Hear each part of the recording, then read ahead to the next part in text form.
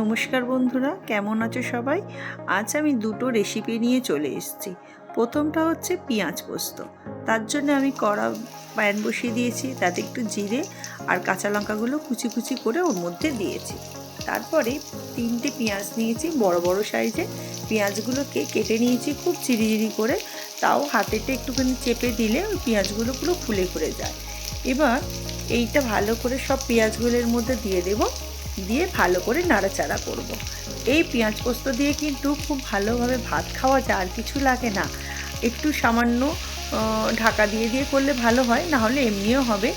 একটু নুন দিতে হবে, আর ফ্লেমটা একদম কমিয়ে দিতে হবে, কারণ যদি বেশি জোরে থাকে তাহলে কিন্তু পেঁয়াজগুলো ভাজা হয়ে গেলে শক্ত শক্ত হয়ে যাবে, নরমটা হবে না।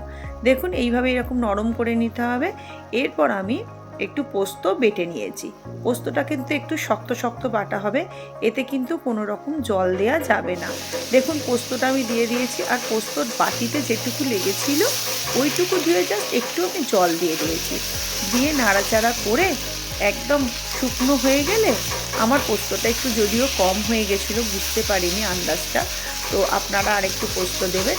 আর দেখুন সুন্দর দেখতে লাগছে না? এইভাবে করলে কিন্তু খেতে খুব ভালো লাগে। আমরা তো অনেক রকম পোস্ত খাই, তবে এই পেঁয়াজ পোস্তটা করে দেখবেন কেমন লাগছে খেতে। দেখুন ভারী সুন্দর হয়েছে না দেখতে? একবার বাড়িতে নিশ্চয়ই করবেন। এরপর আসবো আমি আমার দ্বিতীয় রান্না। দ্বিতীয় রান্নাটা আমি করেছি বিট ভর্তা।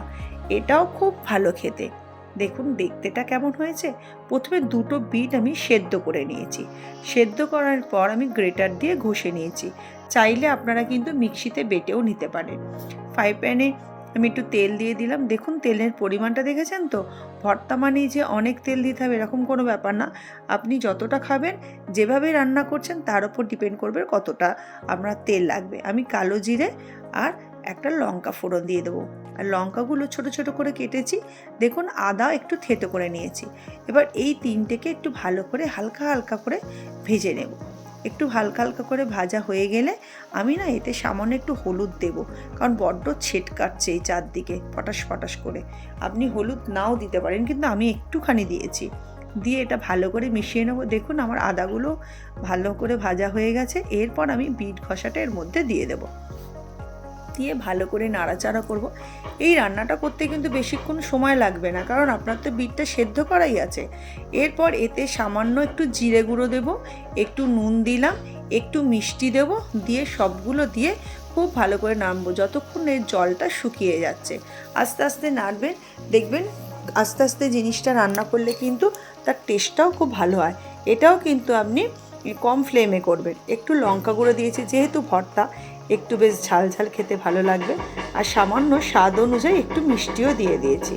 এরপর যেটা করবেন, আপনার যদি দেখেন যে এটা মাখা মাখা হচ্ছে না, তাহলে অল্প একটু ময়দাও আপনি দিতে পারেন। আমি একটু ধনেপাতা কুচি করে দিয়ে দিয়েছি। এইপর এটা কিন্তু প্রায় রেডি। এইবার এটাকে তুলে নেব বাটিতে। এবার দেখুন কেমন দেখতে লাগছে। দেখুন আমি ওপর থেকে একটু ঘি দিয়ে দিয়েছি, তেল তো বেশি দিইনি, অল্প একটু ঘি দিলাম। আপনাদের যদি ভালো লাগে একটা লাইক, শেয়ার, সাবস্ক্রাইব করে দেবেন। অনেক অনেক ভালো থাকবেন, আর অবশ্যই রান্নাগুলো একবার করে দেখবেন। নমস্কার।